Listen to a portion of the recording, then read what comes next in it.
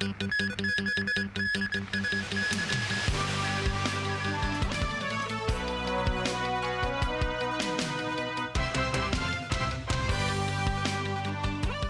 mainland logged 35,800 new COVID cases, slightly fewer than yesterday. Several cities have loosened their anti-COVID policies. Vice Premier Sun Chunlan said the Omicron variant's ability to cause disease has weakened and that the mainland's infection control is now facing a new situation. Daniel Rao has more. Guangdong province reported the highest number of COVID cases on the mainland, logging 7,914 new infections. 90% of them were reported in the provincial capital Guangzhou. In Guangzhou, several districts have lifted their infection control measures. Some restaurants in low-risk areas resumed dine-in services, with underground trains and malls reopening to residents. On Wednesday, Vice Premier Sun Chunlan held a meeting with 8 senior health experts who shared their views with her. After the meeting, Sun said the Omicron variant's ability to cause disease has weakened and that the mainland's infection control is now facing a new situation. Sun said authorities should further fine-tune current anti-COVID policies, enhancing the diagnosis, testing, treatment and quarantine measures. That's in addition to further boosting vaccination rates, especially among elderly people, in addition to speeding up the preparation of medical resources. PCR test requirements have also been adjusted in some cities. Residents who do not participate in many group activities, such as elderly people who mainly stay at home or students studying online, do not need to take daily COVID tests. Daniel Rao, TVB News. In Hong Kong, Beijing's liaison office set up a memorial service for well-wishers to mourn the passing of former President Jiang Zemin. But bookings are needed on top of a slew of COVID prevention measures. At Beijing's liaison office in Hong Kong, the national flag flew aflutter at half-mast. To mourn the late state leader, a signature red carpet has also been changed to a grey one. Tributes poured in from government officials and politicians.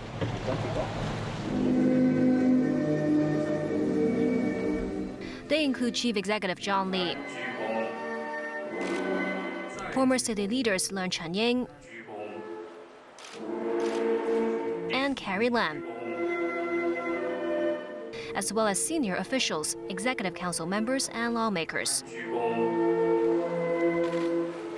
Outside the building, piles of bouquets from some members of the public. Many well-wishers remember Jiang for his contributions to the country's and Hong Kong's economy. He bring out a stable economy to the country and also to Hong Kong. You know, he's a very straightforward person, just like cheerful, bring a lot of respect from all over the globe. He has contributed a lot to our country's development, and so it's a sad goodbye, but it has to be said. Bidding an emotional farewell, this student said he pursued his engineering degree because of Jiang. I wasn't expecting this kind of emotional response. As an educated new generation, I feel like whether the Chinese media or Western media, there's no way you can tell from one source that whether it's right or wrong. But I think there must be a reason what he has done. Visitors wishing to pay their last respects to Jiang at the liaison office will have to present proof of a negative test result. And if you're wearing a mask like mine, you have to pay tribute outside the building. This, as the liaison office requires an N95 or a mask of high protection to enter the memorial hall. To pay their respects, the public have to book in advance. As a show of respect, the liaison office also requires visitors to dress in solemn clothing. No bags are allowed. Flags at the Golden Bohemia Square and government buildings across the territory also flew at half-mast. Various government websites and their social media pages have also turned monochrome to remember Jiang. Similar sites in Macau. The Enclave's chief executive Ho Yat-sing and former leader Fernando Choi were seen at Jiang's memorial services at Beijing's liaison office. Former President Jiang Zemin's memorial service is scheduled to be held at 10 a.m. on December 6 at the Great Hall of the People in Beijing. Today, national flags have flown at half-mast on governmental buildings on the mainland to mourn his death.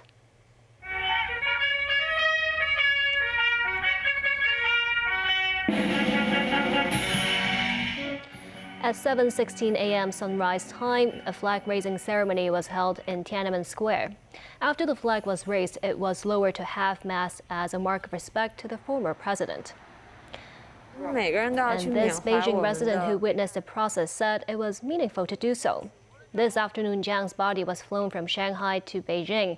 National flags would also fly at half-mast at Xinhua Gate, the Great Hall of the People, and the Ministry of Foreign Affairs in Beijing. On the day of Jiang's memorial service next Tuesday, the nation will observe a 3-minute silence.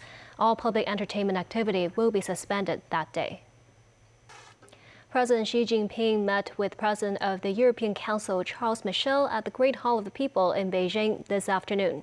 Michel is on a one-day visit to China and will also meet Premier Li Keqiang. During the talks, President Xi said Beijing will carry on former President Jiang Zemin's legacy and continue to consolidate and develop China-EU relations. Xi said he hoped EU institutions and member states will establish an objective and correct perception of China. After the meeting with Xi, Michel signed a book of condolences for former President Jiang Zemin. Back locally, the High Court today agreed to adjourn media tycoon Jimmy Lai's national security trial to December 13th. Earlier, the Department of Justice had written to the court to apply for an adjournment, citing a legal interpretation by Beijing is needed to determine whether overseas lawyers can take part in national security cases. Chrissy Khan was at the High Court. Founder of Next Digital, Jimmy Lai, was taken to the High Court by the prison vehicle this morning. He is charged with breaching the city's national security law, and the trial was set to start today. A heavy police presence was seen outside the court.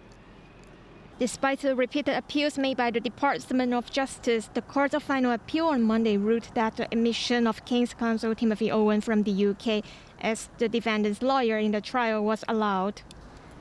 On the same day, Chief Executive Johnny announced that he had made a request to the National People's Congress Standing Committee to interpret the city's national security law to clarify whether overseas lawyers who don't have the right to fully practice in Hong Kong can be involved in national security-related trials.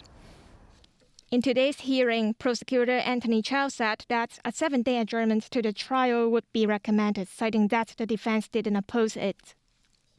Chow added it would be the first time for the Standing Committee to interpret the city's national security law, noting that the interpretation request was supported by central authorities.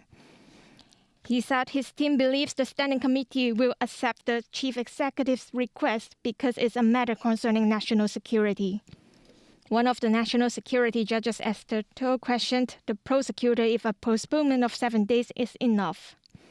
Another judge, Alex Lee, said he hoped the trial won't be adjourned again 7 days later, noting that it would be unfair to the defendants if a clear time frame is not given. Chow said his team is confident that the Standing Committee will have a response in 7 days. The court decided to adjourn the case to December 13, and the Department of Justice is required to provide the National People's Congress Standing Committee's time frame to the court by noon the day before, so a new timetable for the trial can be set. Owen today was absent from the hearing. The defense said Owen's application for a work visa extension had been withheld by the Immigration Department. Christy Khan, TVB News.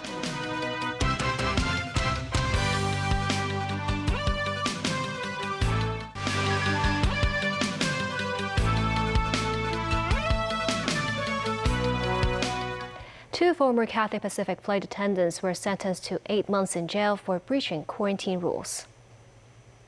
The two defendants, Wang Yunlong, who is 46, and Nelson Lau, who is 45, were found guilty in 3 counts of failing to observe the conditions specified by a health officer as a person subject to medical surveillance. The duo failed to comply with a 21-day medical surveillance after they returned to Hong Kong from the United States last December. During the period, they went out for meals and visited friends. The magistrate of Eastern Court said the case was serious, adding that the pair had carried out unnecessary activities during the home staying period before they got their COVID test results. Overseas, the U.S. House has voted to head off a nationwide rail strike, passing a bill that would bind workers and companies to a proposed settlement that was reached in September, but rejected by some of the 12 unions involved. Business groups have warned the White House that any halt to rail services would cost a $2 billion a day hit to the American economy. Matthew Bray reports. The yeas are 290, the nays are 137. The joint resolution is passed. Without objection, the motion... The vote to avert a national rail strike will now head to the Senate. If approved there, it will be signed by U.S. President Joe Biden, who has urged the Senate to act quickly. Earlier, congressional leaders have met with Biden, where he asked them to impose a tentative agreement between railroads and workers to avoid a strike. There is an impasse over paid sick leave. I think that we should have paid sick leave. Every country, every developed country in the world has it. We don't. But nonetheless, we have an improved situation. And again, I don't like going against the ability of unions to strike. But weighing the equities, we must avoid a strike. The legislation urged by Biden would impose a compromise labor agreement brokered by his administration that was ultimately voted down by 4 of the 12 unions, representing more than 115,000 employees at large freight rail carriers. Republican House Minority Leader Kevin McCarthy said legislation to avert the strike should not even be needed and was a result of bungled negotiations. I think it will pass, but it's unfortunate that this is how we're running our economy today. This has all got to stop and change. We need an economy that is strong. And if you're passing a bill to force the rail workers to work, how strong is your economy?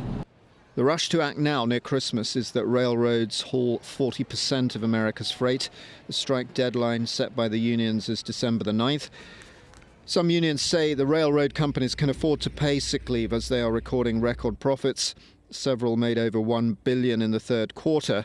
A resolution has to come quickly, otherwise by Tuesday Amtrak would start shutting down long-distance passenger trains, while freight rail would stop accepting hazmat shipments, including petroleum and liquefied natural gas. Matthew Bray, TVB News. The late Nobel Peace Prize laureate Nelson Mandela was an inspiration for millions as the first black president of South Africa after spending many years in jail as a political prisoner. A new podcast has shed more light on his life and thoughts. This report from NBC News. And a salute from Mr. Nelson Mandela. Nelson Mandela was in prison for 27 years. When he was released, the world was waiting for him. I had no imagination that was going to meet such a big crowd. There to cover the improbability of it all, Rick Stengel, then a stringer for Rolling Stone. As a journalist, I missed the civil rights struggle. And the place that a civil rights struggle was going on was in South Africa in the 1980s. I wanted to go. Mandela needed a ghostwriter for his autobiography. Stengel recorded 70 hours of interviews with him. Mandela had just returned from a trip to the rest of Africa. In the podcast, you hear history unfold. Do you feel that you came out a stronger man after all those years in prison than you were when you went into prison? As far as I'm concerned, I have come back with the same views I had before I went to jail. I came out mature.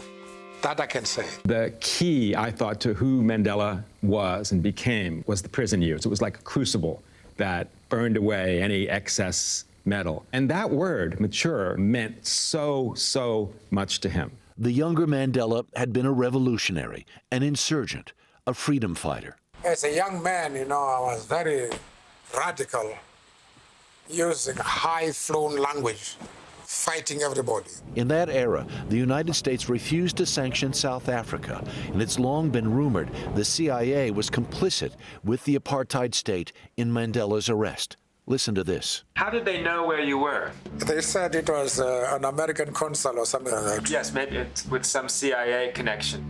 No, I don't know. I can't vouch for that. I have no evidence. It's not an easy question necessarily to ask Nelson Mandela.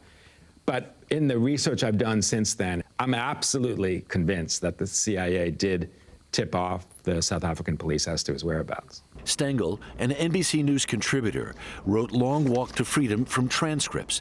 He'd not listened to the tapes in decades. When I first started hearing it, after not hearing it, I teared up all the time. For in Mandela, Stengel encountered the rarest of men, a person with unequivocal moral certainty. A member of the British royal family's household has left her role after making unacceptable comments to a woman at a reception at Buckingham Palace. Ngozi Fulani, who was born in Britain and of Caribbean descent, was repeatedly asked where she was from by an aide at an event hosted by King Charles's wife, Camilla, the Queen Consort. The palace leader said the individual concerned in the incident would like to apologize for the hurt caused and has stepped aside from her honorary role. And that's the news. Thank you for watching.